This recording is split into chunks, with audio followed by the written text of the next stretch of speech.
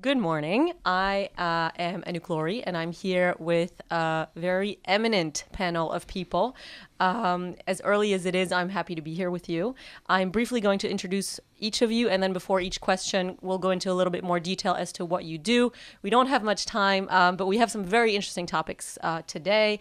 On my right is Dr. Qanta Ahmed, Mr. Tarek Fatah, Professor Peter Neumann, Dr. Matthew Levitt, and Dr. Amichai Magen. Good morning. Good morning. Okay, very broad question, but I think a very important one. Osama bin Laden killed just over 2 years ago. Are we any better or worse than we were then when you think of terrorism worldwide?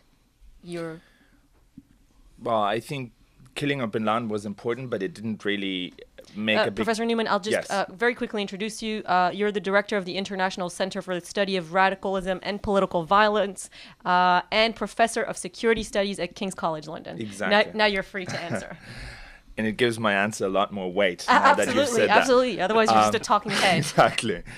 So killing of bin Laden was important, but of course, in the meantime, a lot of other things have happened too. So we've had the consequences of the Arab Spring playing out since early 2011, and I think that will, in the long term, be much more important for the future of Al-Qaeda and for the future of jihadist terrorism than the killing of one person. So we've seen the emergence of terrorist safe havens, if you want, in Libya, in the Sinai. We have an ongoing conflict in Syria, which is threatening to produce a lot of jihadists. And so I think these developments are going to be more important, as important as killing bin Laden was. I think in the long term, these are the developments that are going to matter. Mm-hmm. So the Arab Spring, as Professor Neumann just mentioned, what does it mean for radicalization and for terrorism? Well, Matt Levitt, you're senior fellow and director at the Stein Program on Counter Terrorism and Intelligence, the Washington Institute for Near East Policy. Exactly. Good morning. Look, I think that the Arab Spring, the concern about the Arab Spring is that failure for governments to provide and to function is going to create oxygen for radical groups. And if they can't participate in the political system as democratic groups, and they're proving that they can't, is that going to create increased radicalism? We're already seeing beginnings of terrorist campaigns in Egypt of a kind we hadn't seen in many, many years.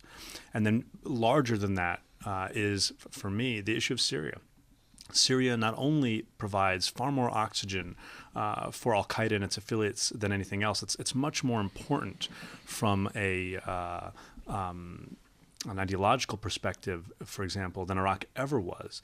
But it also goes well beyond Al-Qaeda. We have two sides of this conflict right now, and on either side of this conflict, there are bad guys. Mm-hmm. Dr. Amichai Magen, I know you want to answer. You're a senior researcher and head of political development at the International Institute for Counter Terrorism here at the IDC, and you're also a lecturer.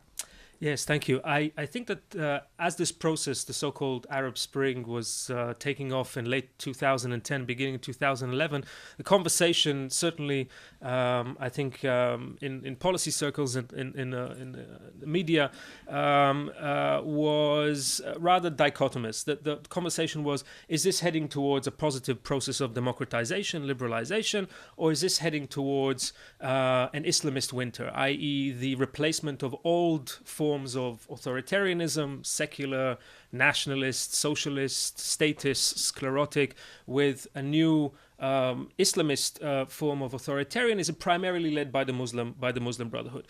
As we've, in retrospect, so almost 3 years since the famous self-immolation of Ahmed Bouazizi in Tunisia, I think that we've missed until recently a much more profound trend, which has great consequences for radicalization and terrorism, not only regionally but globally, and that is the loosening and in some cases the collapse of state authority in North Africa and the Middle East.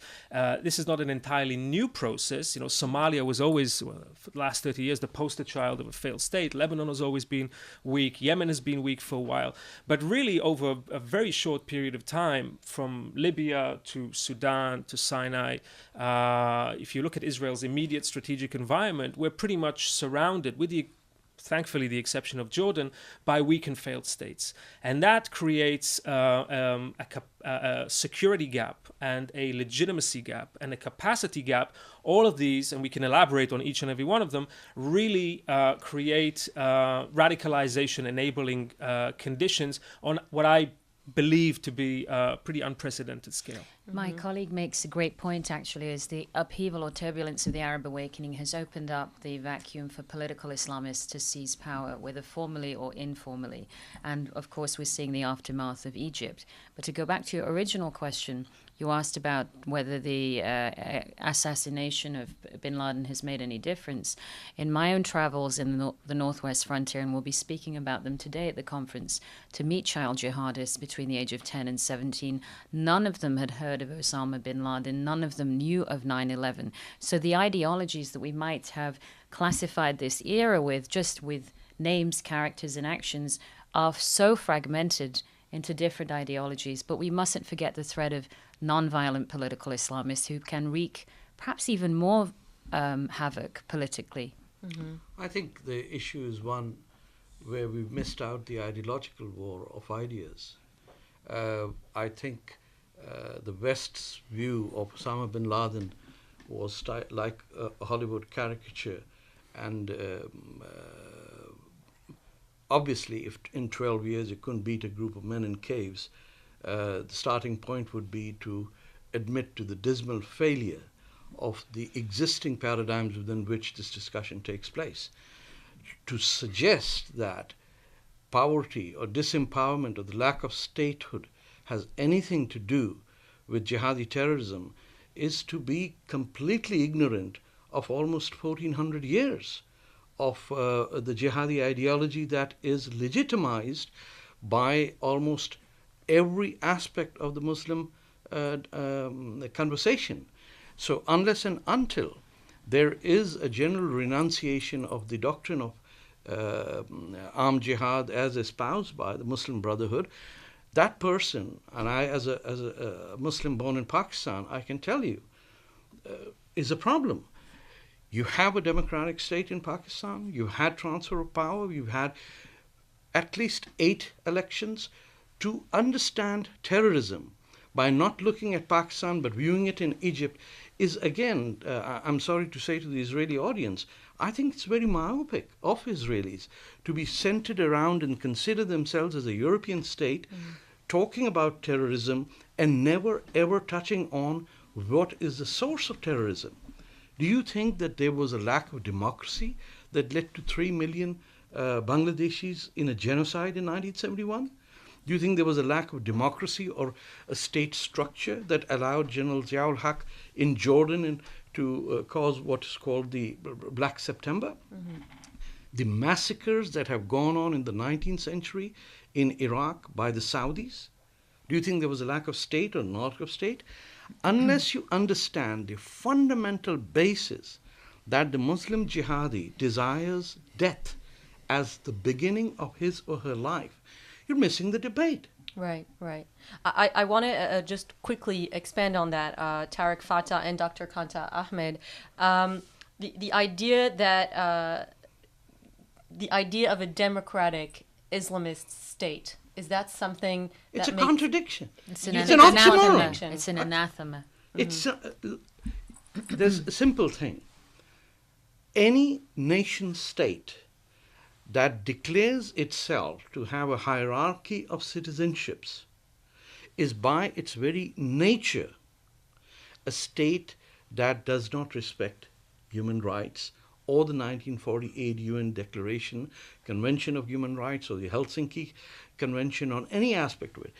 Any state that considers women to be inferior, that considers gays and lesbians worthy of being killed, whether it is a democracy or not, it cannot be, it cannot be a democracy if it is guided as its fundamental principle of law, Sharia. But that's not necessarily Islam. And I find it interesting that you both say that an Islamic democratic state is in something quotation. I'm saying that in cannot quotation. exist when you're. When I you're would both here in I would Israel, I would and you clarify both, that. I think, Let believe me in just Israel. correct the word so that you don't put words in my mouth.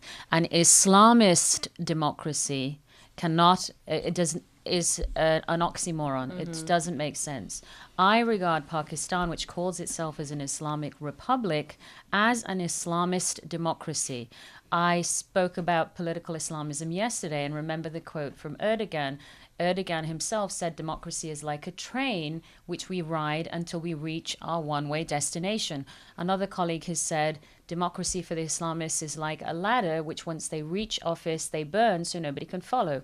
Pakistan is a Sunni Islamist democracy. It claims to have all the organs and architecture and structure of democracy, but it does not afford equal representation to anyone that is not accepted to be officially state-sanctioned a Muslim.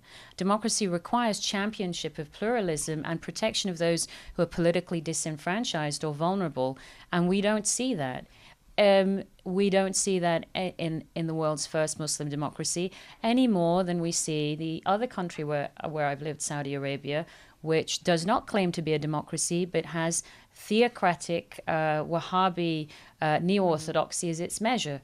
So those two ideologies, which are prevalent in the Muslim majority world, even in Turkey, which is markedly becoming more and more Islamist, are not compatible with what it means to be a democracy. Here in Israel, my Israeli friends and colleagues have told me two things. They call Israel a secular democracy and others call it a Jewish democracy.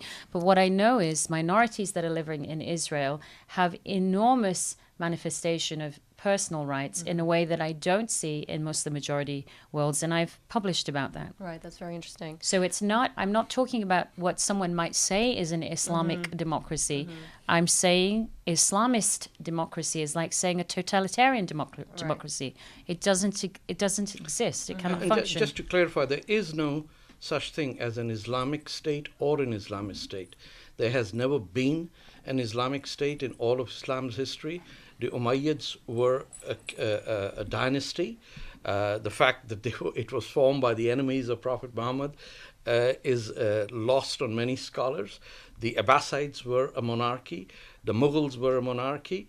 The Ottoman Caliphate was a colonial state, ruled over Arabs for 600 years.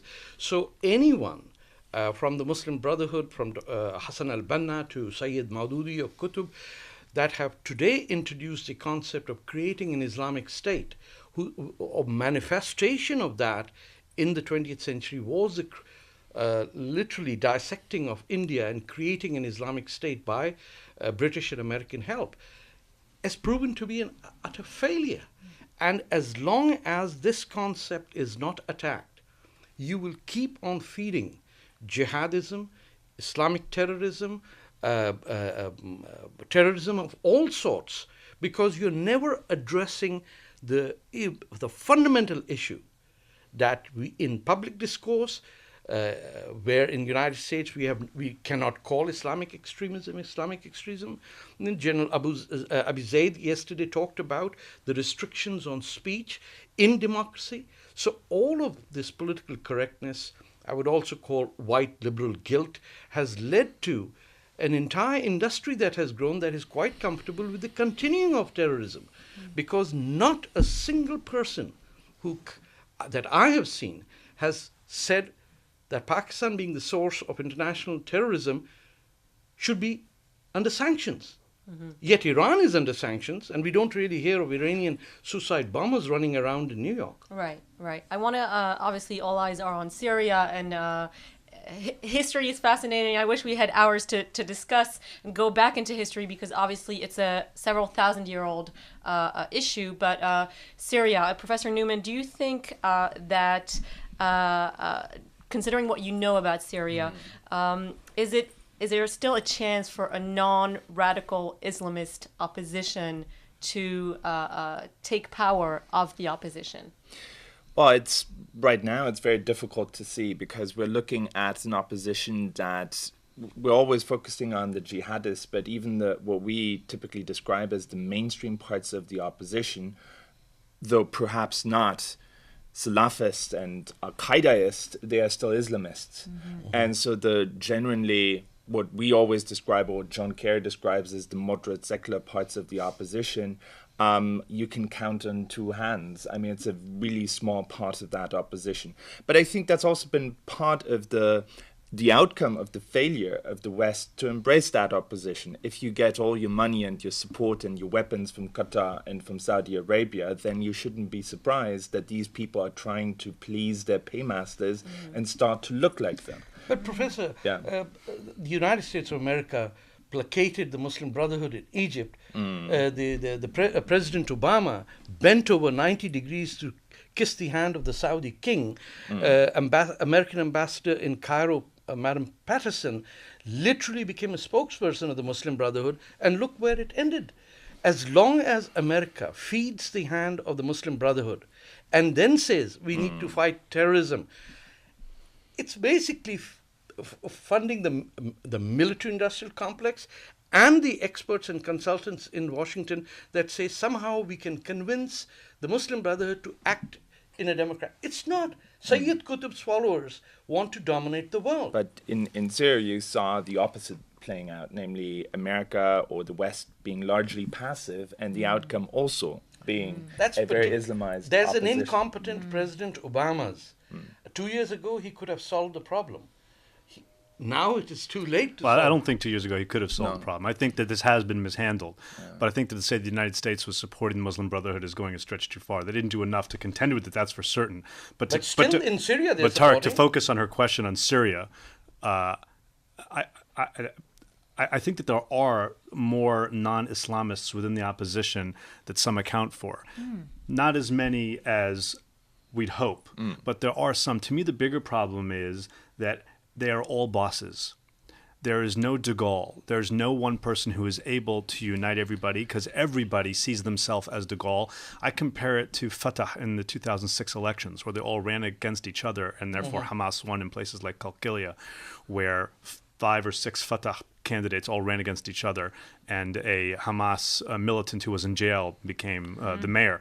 Within the FSA, that's the biggest problem. And the problem for us as an international community is that if we don't find a way to find moderates within the FSA that we can work with, that we can arm and we can help, by default, the Salafi jihadis will continue to be not only the best armed, but the best capable, and therefore with tangible results on the ground, very, very well placed to be in a position of power when things end, however they drag out. I mean, in many ways, we always want grassroots revolutions. We want things happening from the ground up. And that's to some extent what happened in Syria. And the outcome is that you have a lot of local people who are not necessarily led by anyone. And they are arguing all the time. And you have local coordination committees who came up from the ground.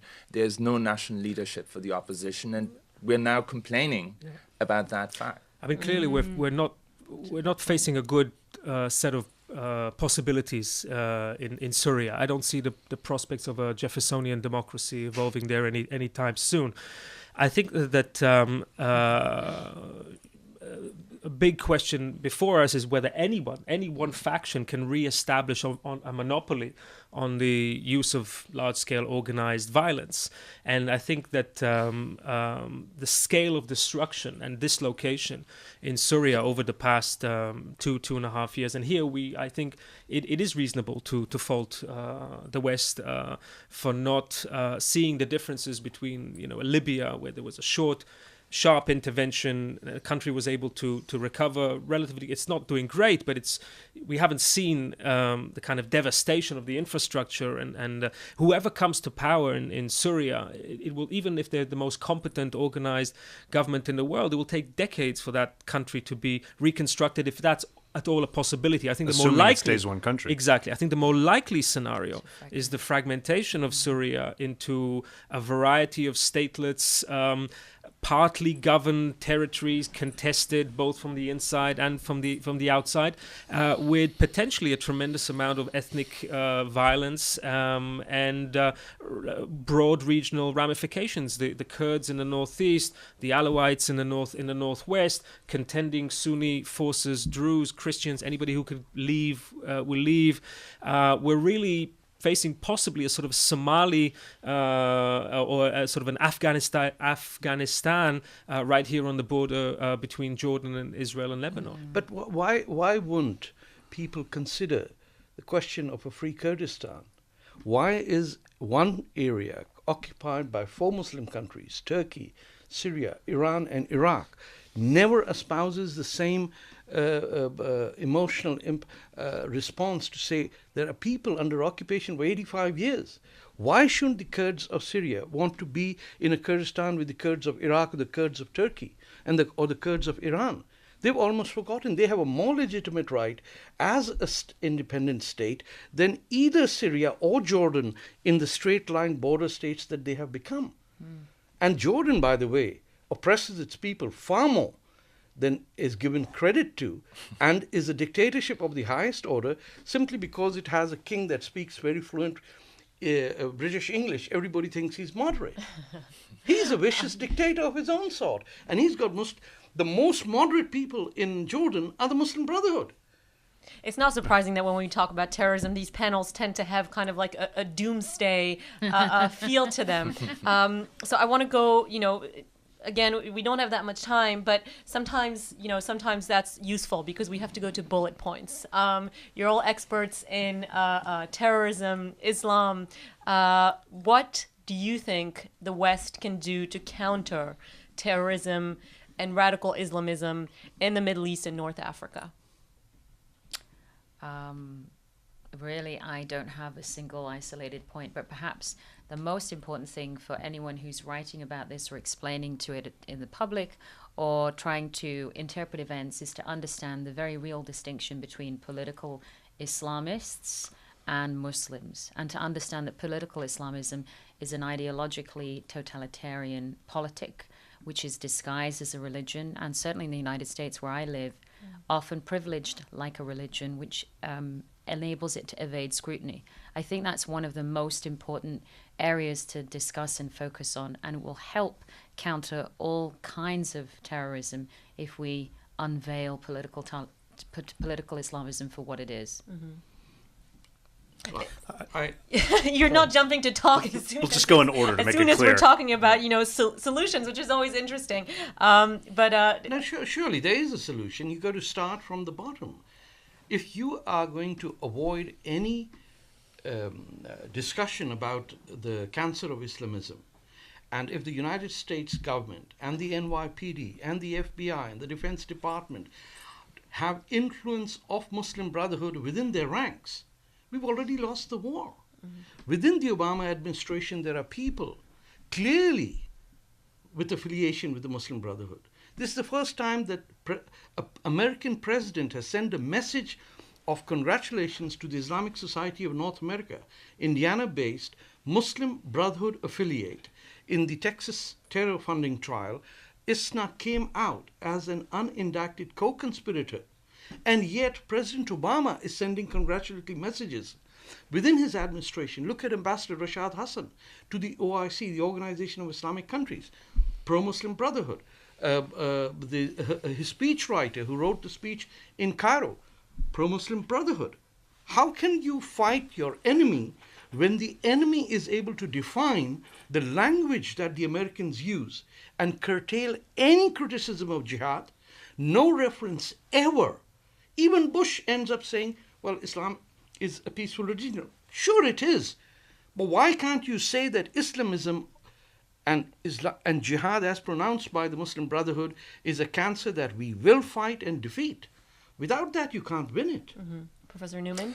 I think, this is probably more boring than what my predecessors have said or the other speakers, but I think it's really important that you, as a government or as the West, that you try to avoid ungoverned spaces, especially in countries that are now in turmoil.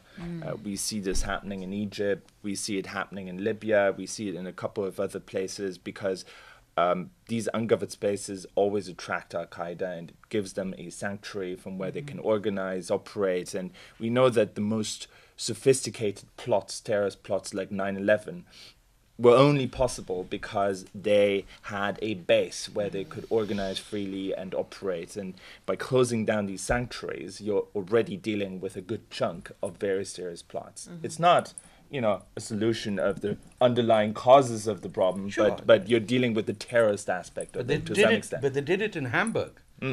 Yes, well, but, it was coordinated from Afghanistan, but, Yes, of course. Yes. No, I'm with Peter. In terms of things that can actually be done to make the world a safer place, I think you have to think a little bit strategically. In the first instance, I'm former FBI and other U.S. government things. I can tell you, I think that since 9/11, we collectively in the West have gotten much better at tactical counterterrorism. There's no such thing as 100% preventing all plots, but we've gotten better at figuring out how to identify and what to do to try and get a handle on that. Where we are still in the infantile stages is in strategic counterterrorism, in countering violent extremism, in trying to move the needle early in the process. So we intervene at a process where someone is beginning to be along the path of radicalization to violence rather than waiting until they get to that point. In the United States, this is still overseen by FBI, Homeland Security, the offices of the U.S. attorneys. That's law enforcement. That's too late. If it's a law enforcement problem already, then they're already radicalized, and that's too late. We don't have the government infrastructure right now to deal with that at the federal level, which is why I and others are pushing for this to be done between independent groups, NGOs, and state and local governments in the United States in the first instance. In the second instance, and some of our discussion today I think has underlined this, people make the mistake all the time of talking about terrorism as such. There's lots of different terrorisms out there. You can't discuss in the same breath what should you do about Al-Qaeda core, what should you do about any particular affiliate. There are differences that make a difference. There are commonalities, to be sure, especially at the ideological level, but there are differences that make a difference. Not only among the Sunni radical groups, not only among the Al-Qaeda affiliates, but we also need to remember there are other groups out there. Hezbollah, for example, is on the rise, and I mention it not only because it's really important, but because I just wrote a book about it, and I want people to buy it. And obviously when Israel and Hezbollah, is on our doorstep, so it's definitely interesting. Dr. Magen? Yeah, no, I think the first thing we need to understand is that this is an historic process. It's not going to end tomorrow, and we need to understand that it's an historic process, perhaps on par with a 30-year war in Europe, that reshaped Europe. Are you talking specifically about the Arab Spring? I'm talking about the processes that are sweeping at least parts of North Africa and the Middle East today, and we need to understand the systemic nature of this crisis. Just like democratization processes do not happen randomly, state failure and the kind of processes that we see around us do not happen randomly. There is a cascade, there is a regional element to this, and a state like Syria can infect Jordan, Lebanon, and so on and so forth. So we need to understand the systemic and historical nature of this crisis and deal with it on that. Think about this in sort of in a grand strategic level. The so-called pivot of American security attention away from the Middle East and towards Asia is not helping in that regard. The second thing we need to understand is that whereas 5 or 6, 7 years ago we spoke about promoting democracy in the Middle East, today we should be conscious about preserving the few islands of stability that are still there. And I say this with great sadness and reluctance as someone who's just brought out a second edition of his book with Thomas Risse and Michael McFaul, who's now serving as the U.S. ambassador in Russia, on American and European democracy promotion efforts over the last decades. I do think it is important that we make a distinction between those Arab states, primarily Tunisia and Egypt, that have made at least an initial transition to at least one reasonably free and fair election. And here, the goal of Western diplomacy needs to be to keep politics open. Democratic elections do change societies for the better, but only if they're free, fair, and periodical. If it's a case of one man, one vote, one time, and then things clump down, either the military comes in or the Islamists come in and dismantle the infrastructure of democracy, then promoting democracy is almost counterproductive, and we can understand why. So in those countries that have made a transition to democracy, where there is an institutional infrastructure, and those countries do exist in the Middle East, we need to focus on keeping politics open. Where that transition has not happened, especially in those dire cases where we have severe cases of civil war and state failure, we need to contain that. And we need to come up with new counterinsurgency and development policies to address that. Our state-building efforts, Michael McFaul, my friend and colleague from Stanford, always says, look, the United States has a great institution for regime destruction. It's called the Pentagon. But we don't have comparable institutions for regime construction. We don't know how to do it. We don't know how to do state building and democracy promotion in the long term to do it very well. And if the struggle becomes sufficiently critical to our national security and survival of Western security interests, I believe it will steer us in the direction towards developing these new institutional capacities from the tactical to the strategic. And just a final point, the best way to promote moderation, liberalism, economic growth and democracy is to be functional, successful democracies ourselves. If we abandon Western values, if we surrender global leadership, if we cease to show a very strong connection between liberal values, liberal democracy, economic success, and military power, we've lost the game. But then you're supporting Saudi Arabia. No, I'm not. No. You dropped the democracy there. Just no. When you're saying states that are stable need to be secured, the democracy that is functioning is Bangladesh. And by identifying terrorism as a Middle East issue, you're again missing the boat. Bangladesh doesn't feature very highly on the ranks of It has more democracy. terrorists coming out who are fighting in Afghanistan and in Al-Qaeda and in Syria. Yeah, but that's my point. But it's a failing democracy. It's not a failing democracy. How is it a failing democracy? It has 3 elections. It is the only Islamic country where secularism has been imbibed in the constitution. Is facing Al-Qaeda and the Lashkar-e-Tayyiba, undermining it by the Pakistan ISI. It features nowhere in the Western world because everyone is blinded by saying this is the Middle East issue. We will not discuss India, where there are tens of thousands of people dying, where in Kashmir there is 500,000 men across the border. We simply stop at Iran, and anything east of Iran, we are simply blind to it. And that's where terrorism is coming out from. And simply because the curriculum doesn't allow us to study Bangladesh, it's preposterous to say that the one Islamic country where there has been repeated elections, a secular democracy, a pro-Western prime minister who's a woman, who's fighting jihadis, and in the constitution says if you are Jamaat-e-Islami, you cannot run for the polls, the West has no idea about it.